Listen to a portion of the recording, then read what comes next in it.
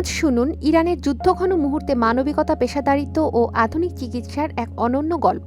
যুদ্ধ শুরুর ঠিক আগের দিন কিডনি ট্রান্সপ্ল্যান্ট চিকিৎসার জন্য বাংলাদেশ থেকে এক ভদ্রলোক তার কিডনির রোগী স্ত্রীকে নিয়ে পৌঁছান তেহরানে। পরিস্থিতি দ্রুত জটিল হয়ে উঠলেও পুরো যুদ্ধকালীন সময়ে ইরানের চিকিৎসকরা অসাধারণ পেশাদারিত্ব ও মানবিকতার পরিচয় দেন।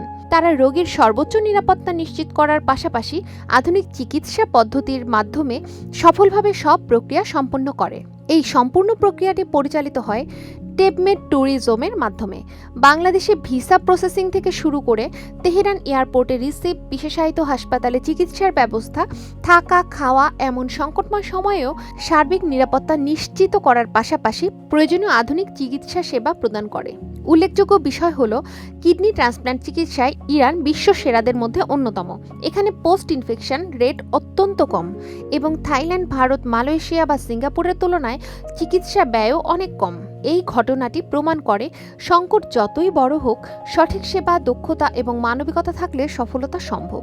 আমরা যেদিন আসছি ওই পরের দিন থেকেই যুদ্ধ শুরু।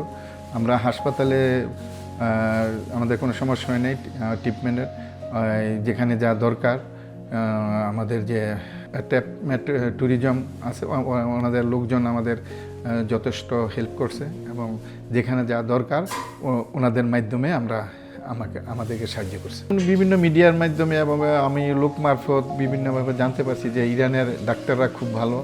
অবশ্যই আমি আইসা ঠিকই সেটাই দেখলাম যে ডাক্তার, এখানকার ডাক্তার প্লাস লোকজনও ইরানের লোকও ভালো, আমরা ভালো ট্রিটমেন্ট পাইছি।